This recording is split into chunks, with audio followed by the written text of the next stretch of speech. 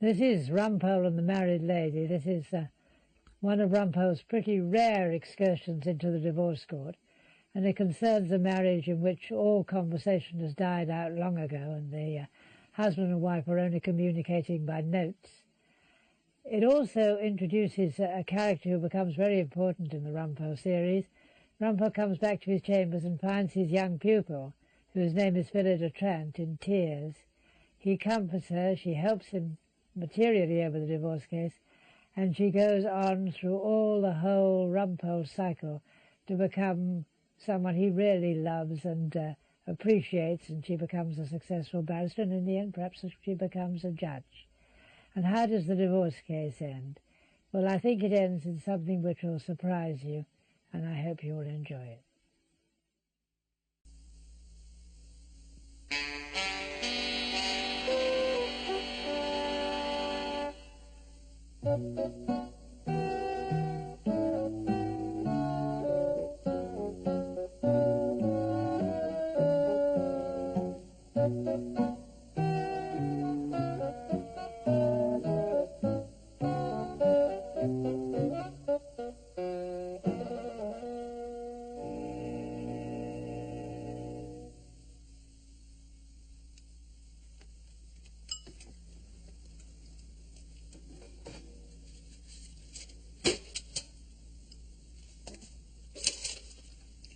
To my so-called wife, I have removed what you left of the assorted tea biscuits to the office for safekeeping.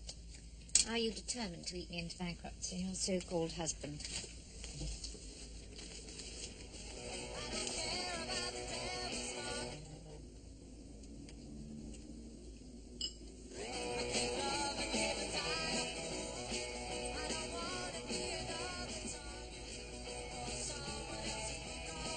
My so-called husband. If you want your shirts washed, take them down to the office and let her do them. She does everything else for you, doesn't she? Your so-called wife.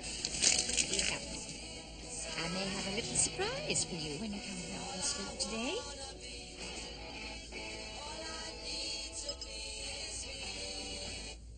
£9 Shelley's Happy Tipple. 2 words, 6-6. Ever going to work, Rumpole? Ah, blind spirit! I've got this crossword fella over a barrel. You're going to sit around all day long in your dressing gown. Our business is not what it was. Oh, come on. I've got to get this kitchen shipshape. Shipshape! Aye, aye, Captain. Stir your stumps, you landlubbers. No, I haven't finished. Why don't you get off to Chambers? Because nothing is happening in Chambers. Business is terrible. There's an unexpected outbreak of lawfulness. Somebody ought to write the Times about it. What have I had the last month? 1 small break and enter and 2 careless drivers. Daddy always got to Chambers, dead on 9, every day of his life. Daddy, old C.H. Whiston, always got to Chambers dead on 9 and spent the whole morning on the Times crossword puzzle. I do it at home. That's the difference between us. Anyway, you ought to be grateful. Grateful? For the companionship. I want you out of the house, Rumpole. Don't you understand that? So that I can clear up the kitchen. Without hours of ease, uncertain coin, hard to find. Just a little peace, so that I can be alone to get on with things. Oh, yes. When I'm a bit late of an evening, after having popped into Pomeroy's wine bar to strengthen myself to face the inner circle, you never seem particularly grateful to have been left alone to get on with things. You have been wasting time. That's what I resent. I wasted time, and now doth time waste me. Shattering away to that idiot George Frobisher. Time hath made me know his jacket. Don't suppose he's got any work either. Eh? Who? Oh, George. No, he's feeling a draught. All the decent villains are on holiday in the Costa Brava. They've absolutely no consideration for the legal profession. You can't even take crime seriously. Sometimes I wonder what I'm doing here. Doing? Well, presumably you're getting the coffee cups all shipshape to be piped on deck as teacups at 4 o'clock. Well, what's the point? With Nick gone, it all seems quite unnecessary. Nick? Your son has gone back to America. I suppose you've noticed. Why do we bother to keep all this place going? That's what I ask myself sometimes. All this? It's only a flat in the Gloucester Road yonder. It's hardly Chatsworth, is You it? know what I mean. We used to be a family. We had to try, at least. for Nick's sake. Oh, Why don't you go to work? Nick will be back. Do you believe that? When he's got married?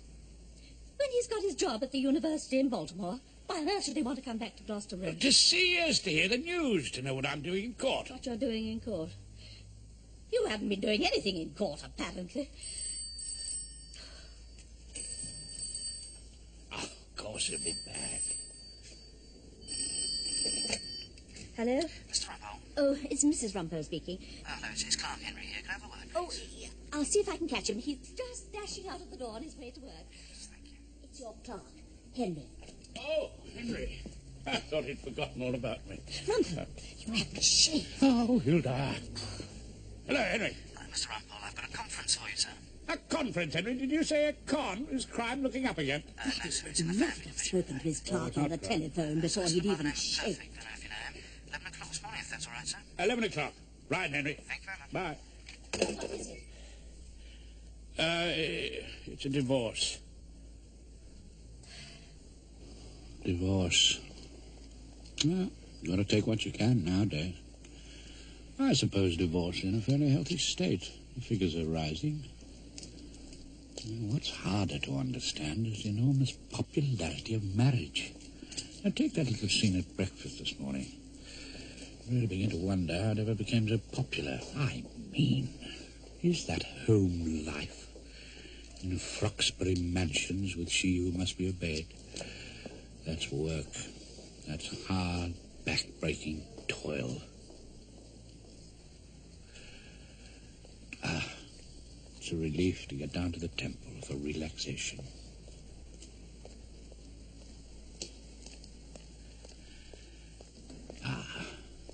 Chambers. That's home.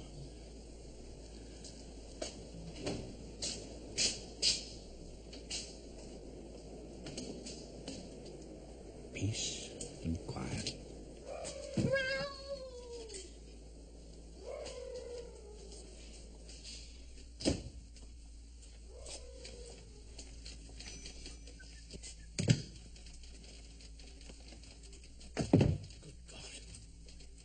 Mr. Rumpole.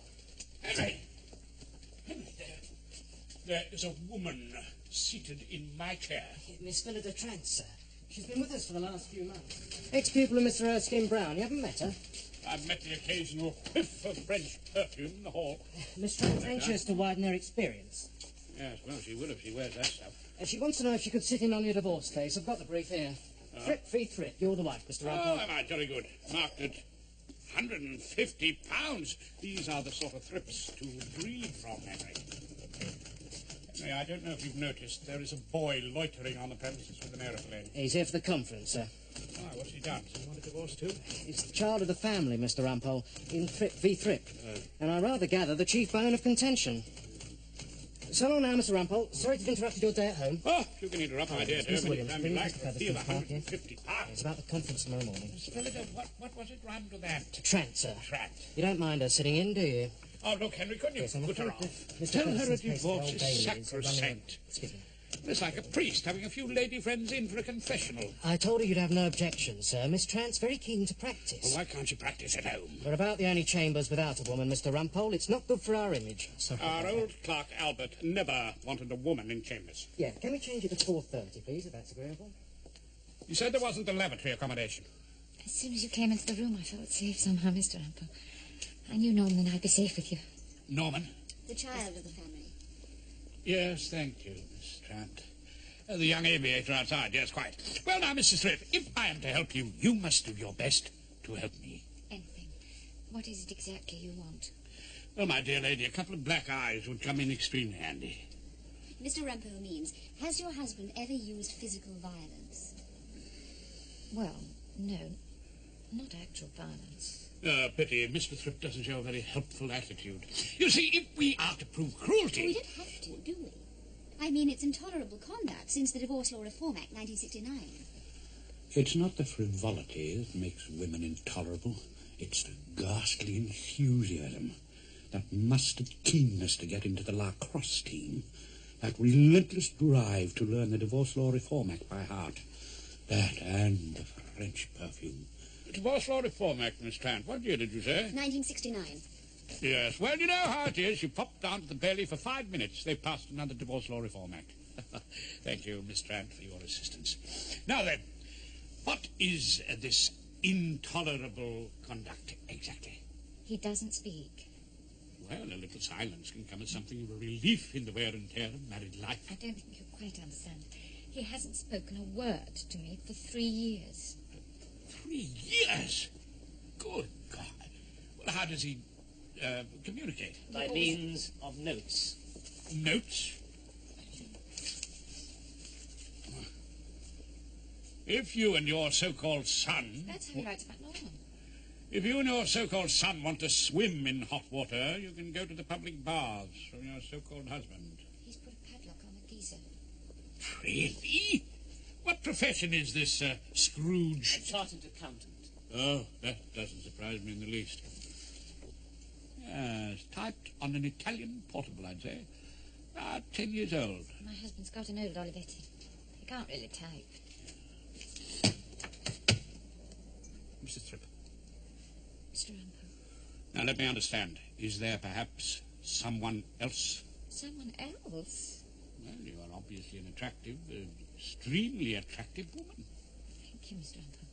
Well, are there no other fish in your particular sea? One man's quite enough for me, thank you. Really?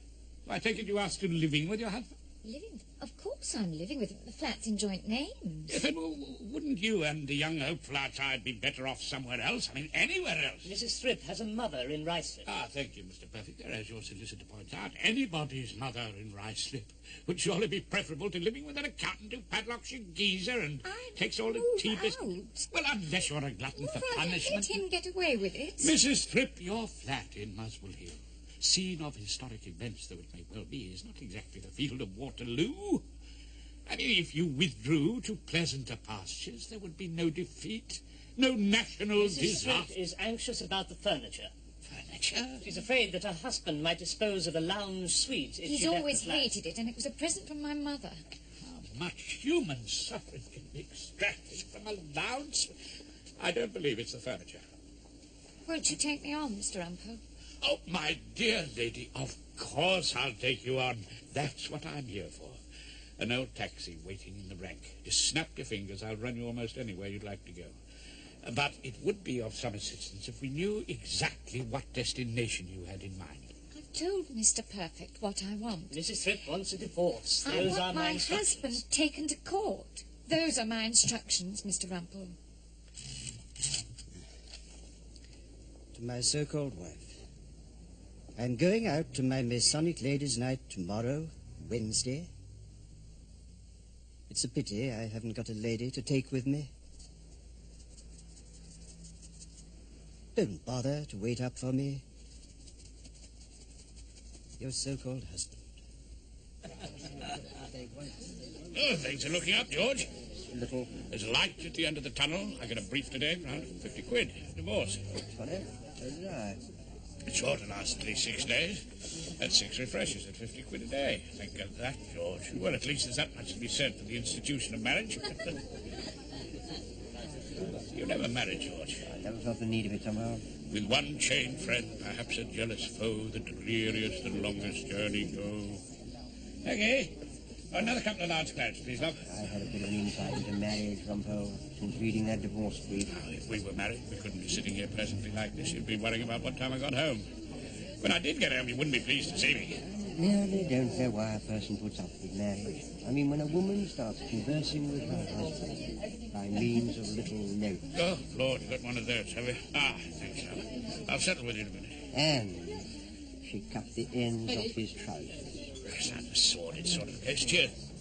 He was going out for an evening at his lodge. You know what this Jezebel did?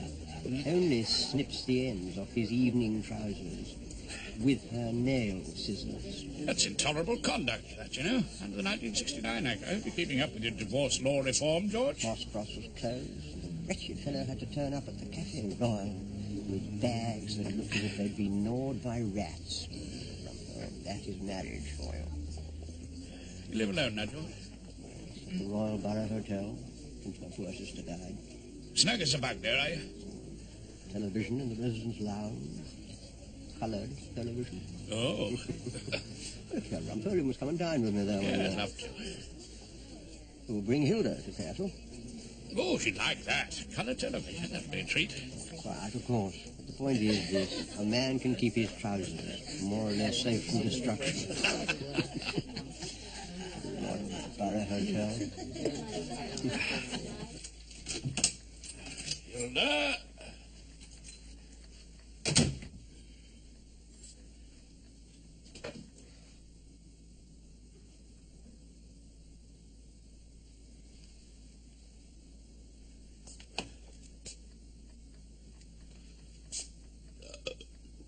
All quiet on the Western Front.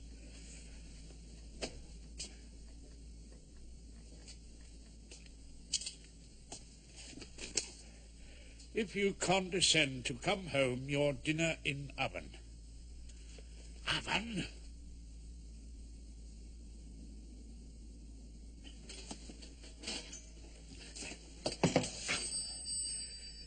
Yuck.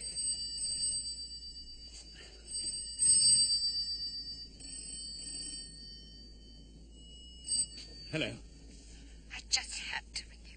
I feel so alone in the world. So terribly lonely. Look, it's not terribly convenient just now. Don't say that. It's my life. How can you say it's not convenient? All right, then, a quick word.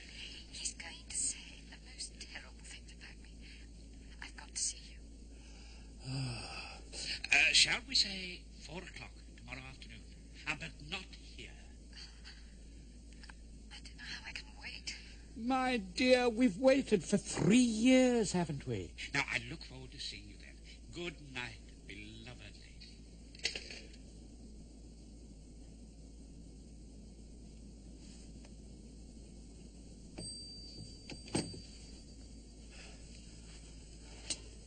Oh, Hilda. Good morning, all. Your con in the divorce is waiting in your room, Mr. Rumpole. Yes, right, Henry. Divorcing now, Rumpole. Yes, Erskine Bride. Still foreclosing on mortgages. That sort of thing, yes. I hear you've got my ex-pupil helping you out in your divorce. So you good fellow, see a bit of the seamy side with Rumpole. It's not a bad idea to enlarge your repertoire, Horace. Getting a bit bogged down with all that crime, aren't you? Crime, yes. The world seems a better place, a cleaner place down the Old Bailey these days. Diane, has anyone sent a Deptford on a dangerous and careless? And don't you find criminal clients a little depressing? Depressing? No, not a bit of it. They're usually so well behaved. Really? Well, what do they do? Knock somebody on the head, drop a few bags, cause it the most temporary inconvenience. They don't write to each other nasty little notes. They don't lock up the geezer.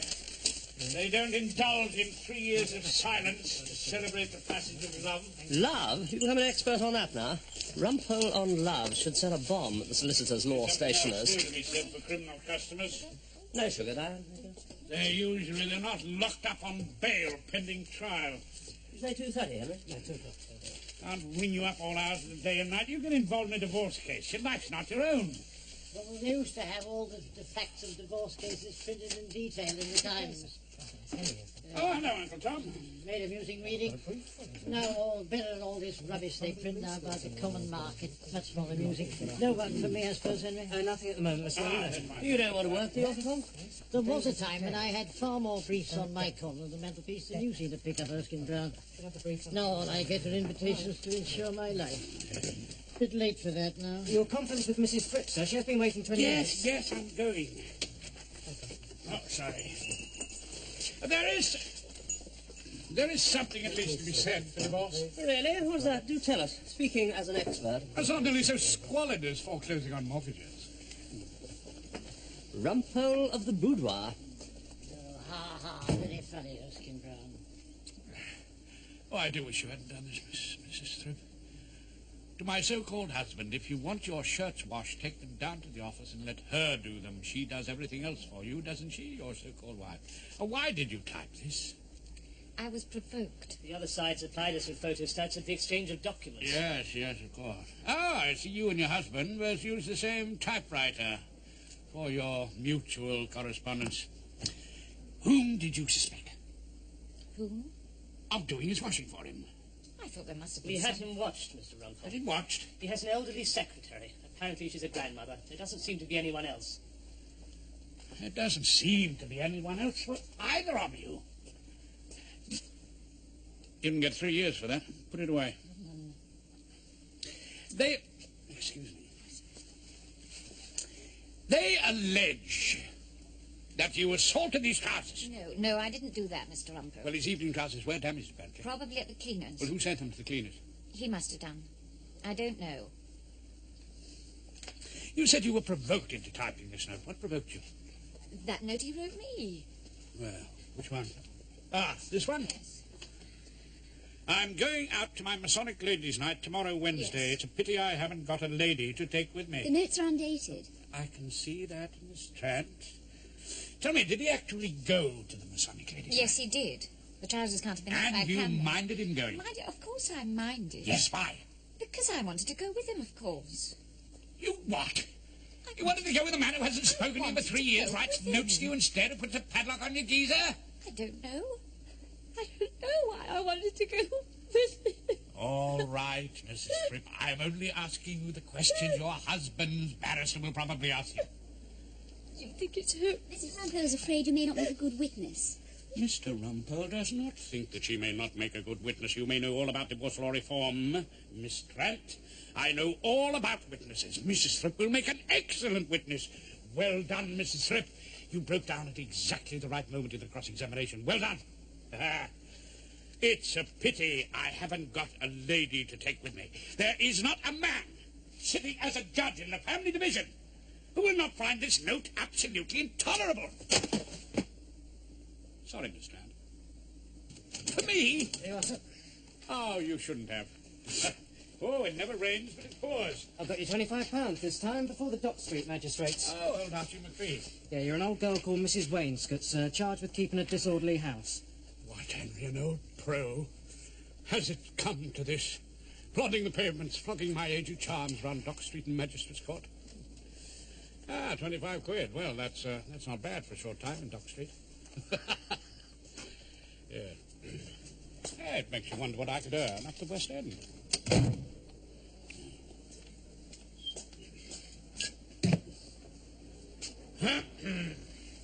I wanted to ask your advice. Oh, really, Miss Barnes? You mean you don't know it all? I'm prosecuting. Henry got me the brief before the Dock Street strike. Oh, really? Archibald McPhee. Yes, old Archie. A disorderly house. I mean, it's an open and shut case. Police observations are perfectly clear. I can't think why Mrs. Wainscott's defending. Oh, the old trout probably has a taste for keeping out of Holloway. Yes, most unreasonable. What I wanted to ask you was, Yes. how much law should I take? I mean, how many books will this magistrate want on the prosecution case? My dear Miss Grant, old Archie McPhee is a legal beaver. Double first in jurisprudence. Reads Russell on crime in bed. Takes the appeal cases on holiday with him. You want to pot the old bawdy housekeeper, eh? Well, if you take my advice, you will quote every case you can think of. Old Archie will love you for it. How many books do you need? Fill the taxi with them. Section 8 of the 1761 statute, sir. Any person who acts or behaves him or herself as master or mistress, or as the person having the care, government, or management of any bawdy house or disorderly house, shall be deemed to be the keeper thereof. Now, if I might refer you to Singleton and Ellison, 1895, 1QB, page 607. Do you have to refer me to it, Miss Trent? Oh, yes, sir, yes, I'm sure you'll find it most helpful. Miss Trant looked shocked when she discovered I was defending. Now she'll discover I have deceived her. Archie McPhee can't stand law. His sole interest being rose-growing amateur dramatics and catching the 3:45 back to Isha. Can't she see the fury rising to the level of his stiff collar as he glares at the clock and longs for Waterloo Station? It is of great interest to observe that in R.V. Jones it was held that all women under 21 years of age are girls, although females may be women at the age of 18. I suppose it interests you, Miss Trent. Oh, yes, indeed, sir. Turning now, if you please, sir, to the Sexual Offences Act, 1896. Rumpole, you've done it again. The prosecution is sinking under the dead weight of the law. Is that all from the prosecution, Miss Trent? Do you want to refer me to any books on behalf of the defence, Mr. Rumpole?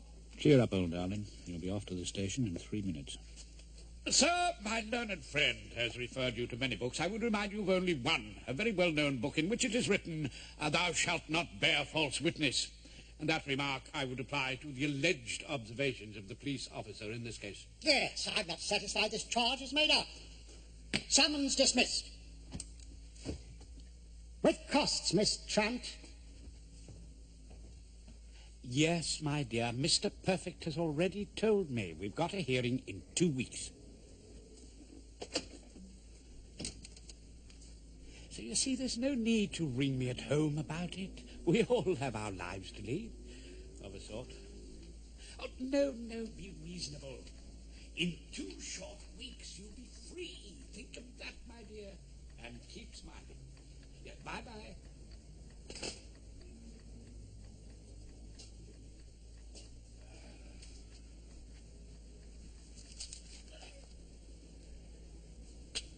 I'm having tea with Dodo tomorrow. Dodo? Dodo Perkins and I were tremendously close at Wickham Abbey. Oh, that Dodo, the live one. Yes, of course. She's living in Hampshire nowadays. She's running her own tea shop. Ah, it's a nice part of the country, Hants. Oh, you won't have seen her for ages. We correspond. I sent her a postcard and said, let's meet when next you're up in London. I want to ask her advice about something. Oh, yes. We may do some shopping and perhaps have tea at Harrods. Oh, go easy on the chocolate gâteau, won't you? What? Well, I'd hate to see all the profits from my disorderly house vanishing down Dodo's little red lane. Rumpole? Dodo never liked you. Do you know that?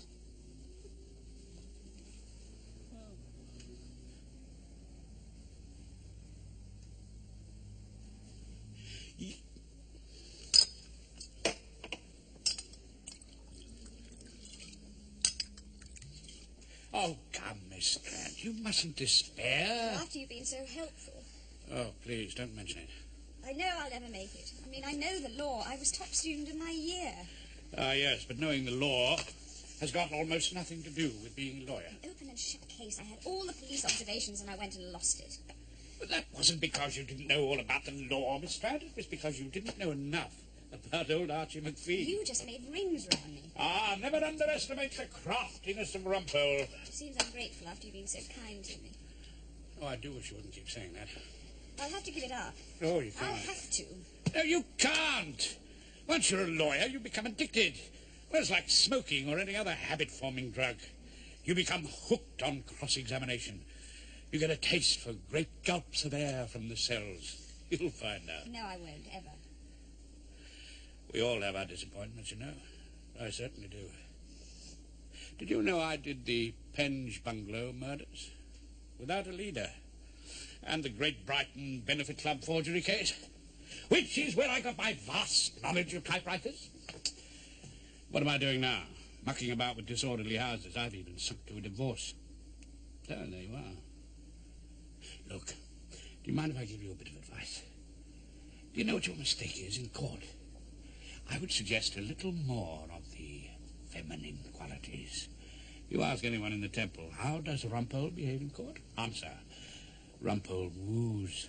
Rumpole insinuates. Rumpole wraps his fingers lovingly round the jury box, or lies on his back purring, if your lordship pleases, like old Mrs. Wainscott of Dock Street. That's ridiculous. Lawyers and tarts, Miss Trant. The 2 oldest professions in the world. And we always aim to please. Hello.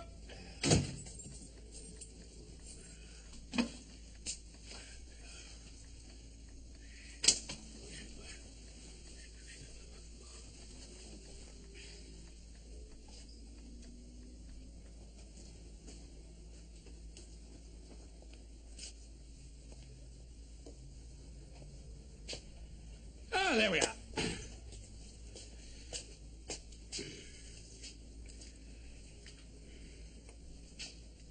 Is that your suitcase out in the hall here? You can stay out as late as you like now, Rumpole. Oh, is it You can late? spend all the time that you like with her. With her? Who? Time and time time again. I've heard her on the telephone. Oh, Hilda, that is a client, don't worry. Rumpole, I have lived with you for 28 years. Man and boy. And I have never known you to be telephoned by a client at home.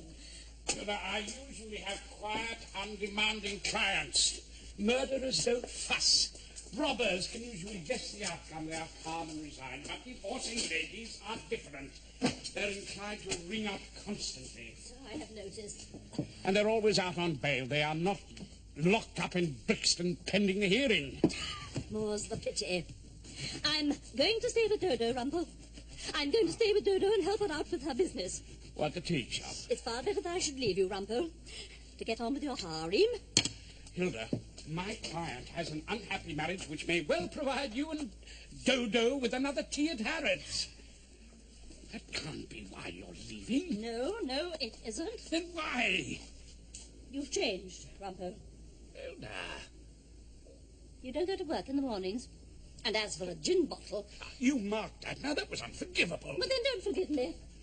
An Englishman's gin bottle is his castle.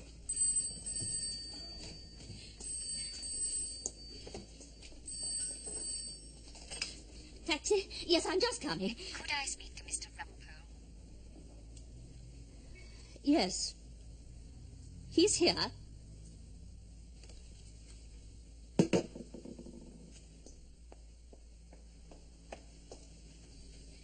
It's for you.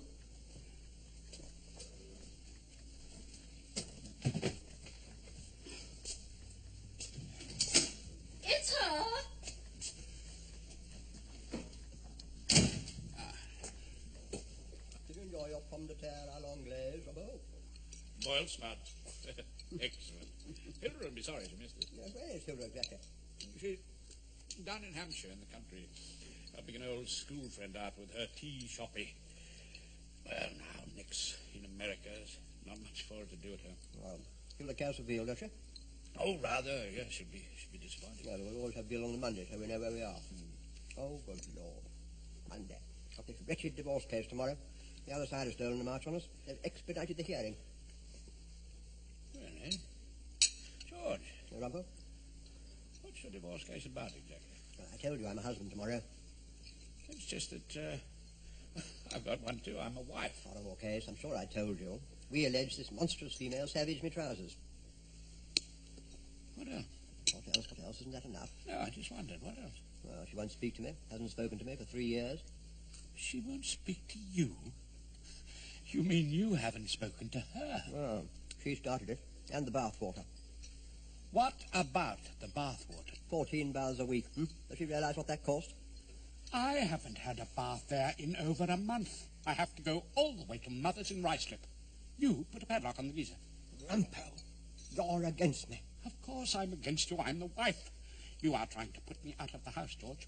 And my child. Your child? Yes. You have alienated Norman's affections. What? You turned him against me. Rubbish. It's not rubbish. Go away, go away. It's not rubbish. What do you mean, rubbish? I've never heard such unmitigated nonsense in all my life. You bring that up in court, George, I shall cut you into small pieces and give you to the usher. I have behaved like a saint. Oh, yes, you, Joan of Arc. Oh, and you're Job himself, I suppose. I've had to be to put up with you. You are nothing but a great big bully, George. It's all very well. You're all very fine and brave when you're dealing with somebody weaker than yourself. Oh, yes, you weaker than me. Just see how you stand up in court, George. Let's see how you stand up to cross-examination. Oh, I wouldn't rely too much on cross-examination. What about the evidence? What about the evidence? I intend producing my evening trousers as an exhibit. Your trousers will prove nothing. Oh, really, won't they? Anyone can lacerate his own evening trousers with a pair of nail scissors. It has been done before, you know. Lies. Thank you for the dinner, by the way. Lies, George, lies. George, sometime in the still watches of the night. Lies. It may occur to you to do the decent thing and let this case go undefended.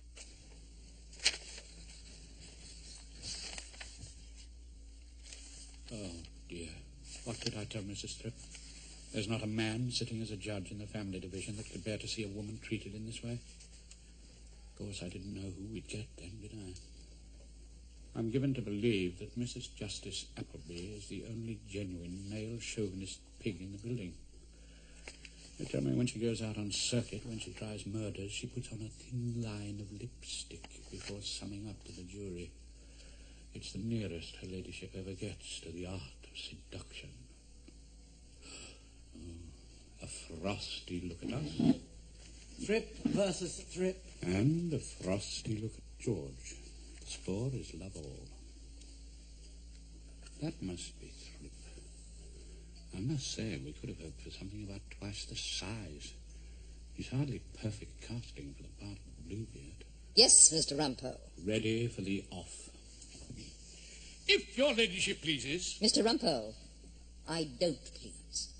These long lists of grievances and complaints don't please me in the least. Is there no chance of the parties here seeing sense and coming to a reasonable compromise? Oh, no chance whatever. This is a fight to the end, my lady, as my learned friend will assure you. George? Yes, it is indeed a fight, my lady, due to last at least 6 days. Oh, very well. Tell me about it, Mr. Rumpole. This is probably one of the strangest cases this court may ever have heard. The story of a Bluebeard who kept his wife a virtual prisoner in their flat in Muswell Hill, denied her the simple comforts of biscuits and bathwater, denied her the comforts of his conversation, but communicated with her only by means of brusque, bitter, and insulting little notes. Mr. Rumpole? Yes, my lady. May I remind you of something? Certainly, my lady. The jury box is empty. This is a trial by judge alone.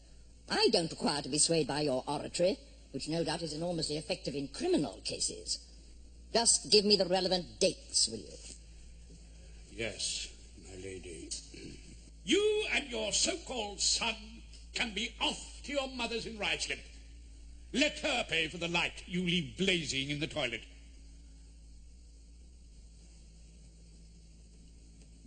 That was pinned up on my kitchen cupboard. Your kitchen... Just a moment, Mr. Rumpole. Very well. Now then, Mrs. Thrip, what was the effect upon you of this heartbreaking notice to quit? She stayed for more, apparently. If your ladyship pleases. You didn't go, did you? Perhaps she was afraid to, my lady. Oh, really, my lady, my learned friend mustn't lead. Oh, do relax, George. Stop going up and down like a yo-yo. It's true, I just didn't know what my husband Speak would do. more slowly, please. More slowly, please, Mrs. Thrip. I just didn't know what my husband would do if I left him. But what sort of thing did you fear he might do? I just didn't know. Mrs. Thrip, you put up with this intolerable conduct from your husband for 3 years? Why exactly? I suppose I was sorry for him. Sorry for him? Why? I thought he'd never manage on his own. Mr. Thrip, is there anything in your conduct to your wife of which you are thoroughly ashamed? Good question, that. If he says yes, he's made a damaging admission. If he says no, he's a self-satisfied idiot.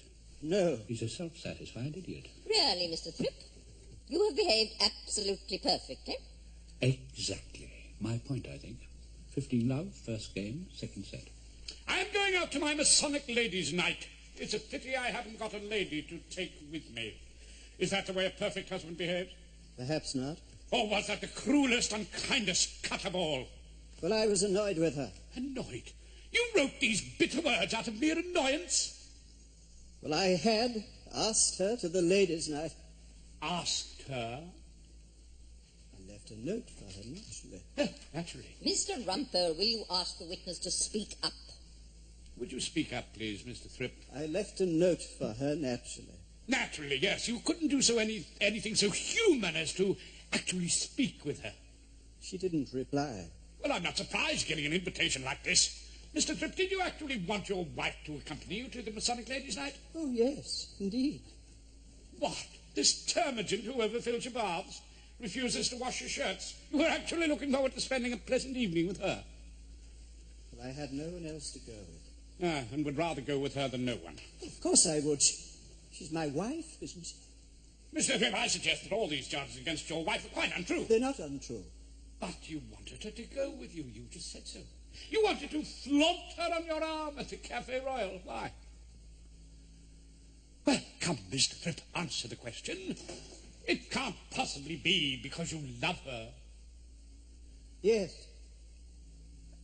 I do. Do what, Mr. Thrip? Do Love. Oh, Rumpole. Mr. Rumpole. Have you asked one question too many? Yes, Your Ladyship. Is it really too late for common sense to prevail? Common sense, my lady? Could there not be one final attempt at a reconciliation? George, I feel our precious divorce slipping away from us. I have no power to order this, of course, but it does seem to me that Mr. and Mrs. Thrip might meet, perhaps in Council's chambers, simply to explore the possibilities of a reconciliation. There is one very important consideration, of course, and I refer to young Norman Thrip, the child of the family. I shall adjourn now until tomorrow morning. Be upstanding.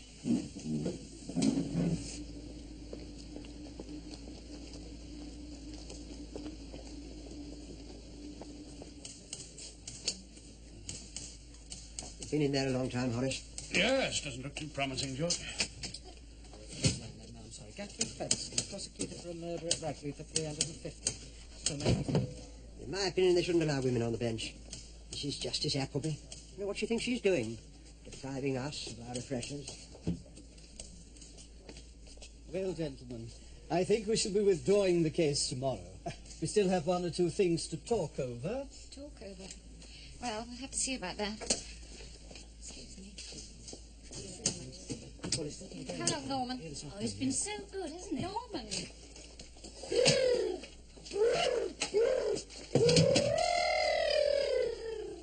He's been playing at being a secretary.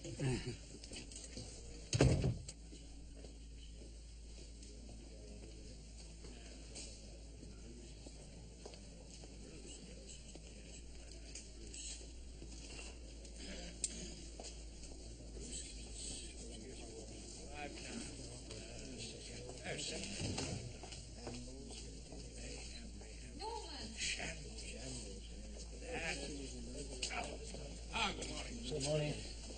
Well, Mrs. Thrip, I suppose we come to bury Caesar, not to praise him.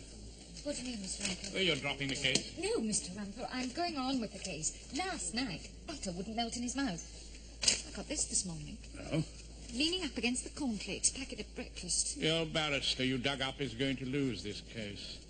Oh, really? I'll have you and your so-called son out of here in a week. Good morning, Mr. Thrip. Oh, come along. This man. I can't live with a maniac, Mr. Rumpole. Now, this is typed on a standard imperial. We've got to beat him. I've got to think of Norman. Caged up with a man like that. Norman, of course. As the judge said, we've got to think of the child of the family. Look, we've got, anyway, half an hour. Yes, do you think Norman would appreciate a little stroll? I'm sure we'd be glad to. No, not we, Mrs. Thrip. In this instance, I'd like to speak to Norman alone. Norman, do you like donuts? It's a rum business, marriage. You ever been married, Norman? Of course not. No. Married people have odd ways of showing their love and devotion. Have they? Yeah. Some whisper endearments. Some send each other abusive little notes. Some even have to get as far as the divorce court, just to prove they can't do without each other. Have another donut? No, I'm all right, thanks. All right. Yes, you were all right, weren't you, Norman, when they really looked like separating? I don't know what you mean. Really? And they were each trying to win you over to their side. When you got a new present every week from Mum and a rival one from Dad, tanks, planes, guns, developed into a sort of arms race between them, really, didn't it? I don't know what you're talking about, Mr. Rumpole. This mad impulse of your parents to kiss and make up must threaten your source of supply. Mine, too, come to that. Oh, I don't mind if they get together. It's their business, isn't it? That's right, their business. Well, I'm not stopping them. Oh, really? Of course I'm not. I don't do much divorce, you know. No, I'm just beginning to realize why. No, it's crime, mainly. I was in the Great Brighton Benefit Club forgery. What's forgery? Oh, you are good. Oh, you'll come out wonderfully in your interview with the police. The genuine voice of innocence. What's forgery? That is forgery, Norman. Examine it closely. All the other notes were typewritten. So's this? Typewritten on the old Olivetti that your parents keep in Muswell Hill. That is typed on a standard imperial with a small gap at the capital S. Yeah. Borrow my glass.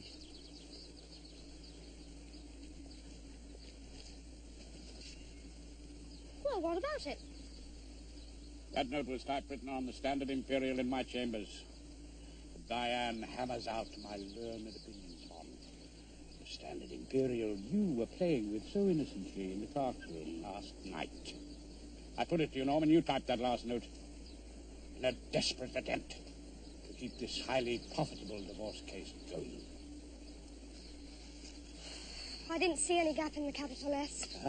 Didn't you? The judge will. What judge? The judge who tries you for forgery. A word you understand perfectly. I'll take the evidence. I will take the evidence, please. Thank you. Do you know what they gave the chief villain in the Brighton case? 4 years. 4 long years. Have another donut. As your lawyer, I can only see one way out for you. A full confession to your mum and dad. As soon as you finish your donut. Let me give you another word of advice. Settle for being a chartered accountant like your dad. You have absolutely no talent for crime. I'm delighted to inform your ladyship that the parties have now achieved a reconciliation, so that your ladyship will no longer be troubled with this case. Then the petition will be dismissed. It's all your fault, Rumpole. As your ladyship pleases. You hadn't set up as an amateur detective. Hardly amateur, George. And the cross charges in the answer. If your ladyship pleases, we might all be sitting here happily enjoying our refreshers. It was the irresistible challenge of the typewritten evidence, George. Really think you should stick to crime? Yes, I will in the future. The husband will pay the costs. The outstanding. Absolutely bugger up the work in the family division. Really?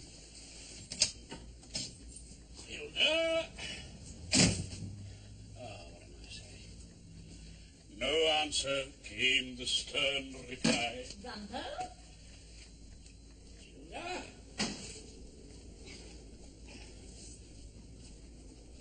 Hilda?